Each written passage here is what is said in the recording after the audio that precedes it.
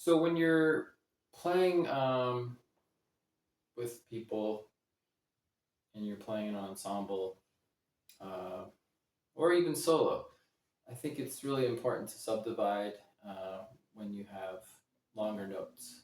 So it's it's not just enough to count the big beats or the maybe subdivide a 4/4 bar that's moving quickly into four beats. Sometimes it's good to subdivide some of those longer notes as well, even to a finer degree. So here's an example. This is a movement from the double Izai Sonata, just the end of the second movement. It's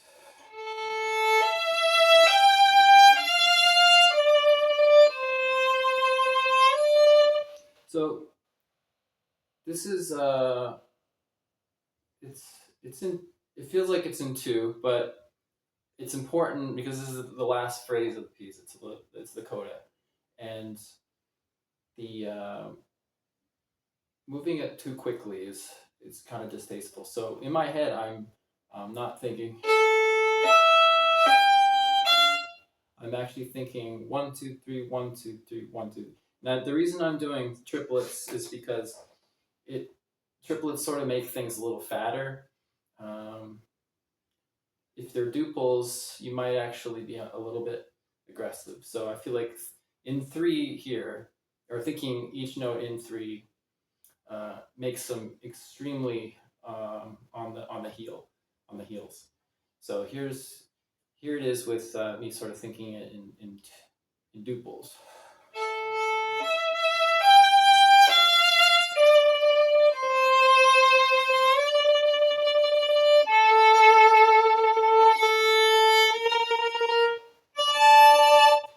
Now here it is in thinking it in three, or three in triplets per quarter.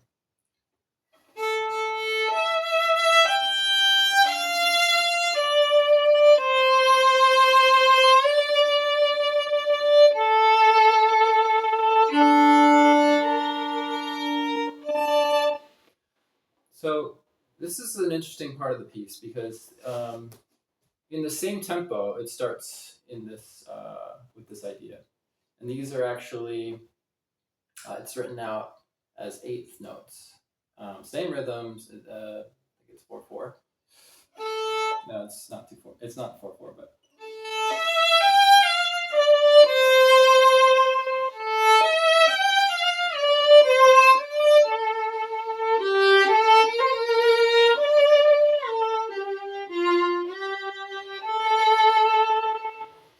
So those are the eighths.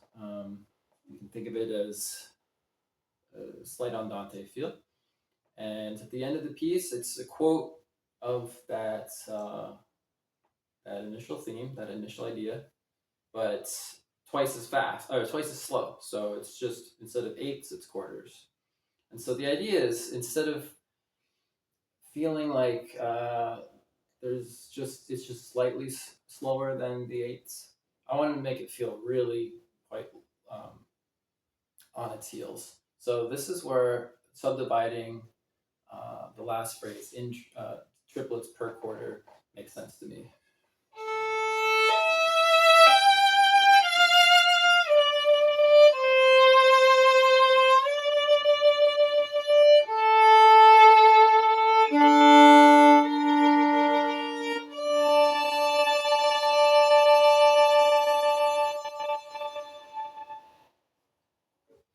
And the subdividing is universal in music. I mean, you get to a certain point where you're playing with a band, if you're in a rock and roll band, and subdividing is just it's a big part of pop music actually. Um, Classical music, you might actually come into subdividing sort of uh, late in your training and your learning. It's just something that maybe an orchestra conductor might tell you to subdivide a section. If a section is rushing, she or he will say, "Hey, this is an important area to subdivide."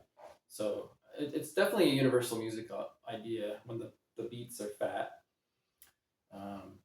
You don't want to rush things. And actually, I feel like subdividing works best when you have measures where there's a note and then a rest, a note and then a rest. So you can feel like um, there's a part in this Bach piece. I can't remember exactly where it is. But anyway, it's just the feeling of as soon as the pattern goes from something like eighths into a quarter, you'll probably feel like, oh, I need to play the quarters a little shorter than they actually are. So that's a good time to keep subdividing the quarters along with the eighths. Let me try to see if I can think of the section. It's in the Tempo de Durée, in the B minor partita from Bach. Um,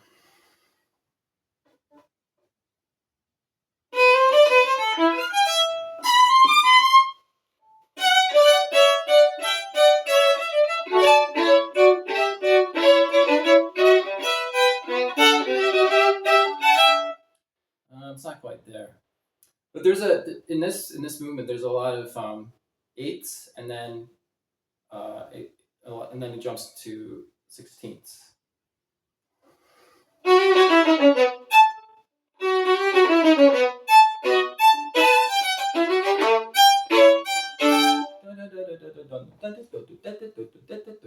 So I'm definitely on the edge, and if I was to be more conscious of subdividing uh, those eighths with sixteenths, then it probably more steady.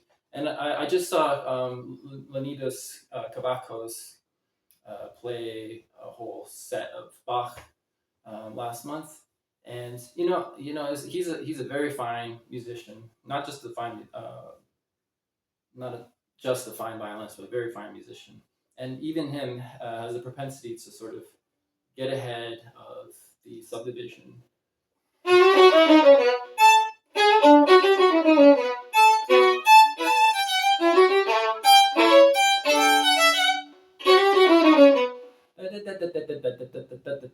Yeah, it's a lot slower than what I'm doing.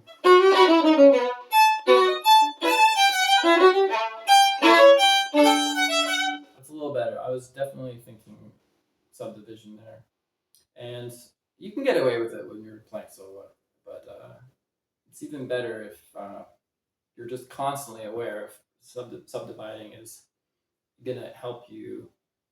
Don't cheat the beats, and in the case of the Izai thing that I played earlier, it's actually a more of a qualitative effect. So.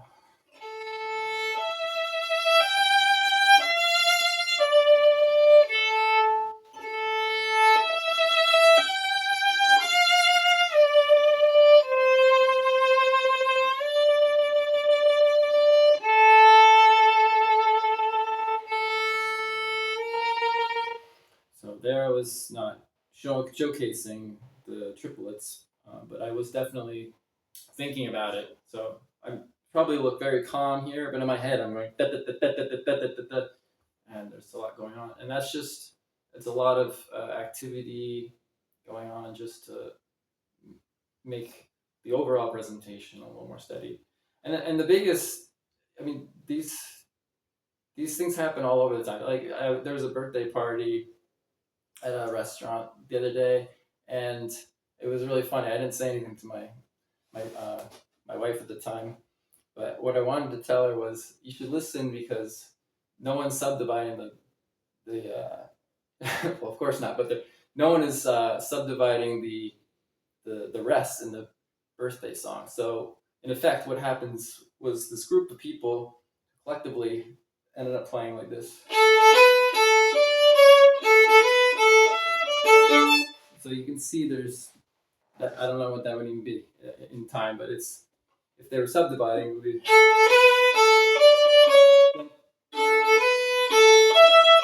But so that rest is getting appreciated, and people just want to sort of be on their toes moving forward when there's a rest for sure. That's a great chance to subdivide.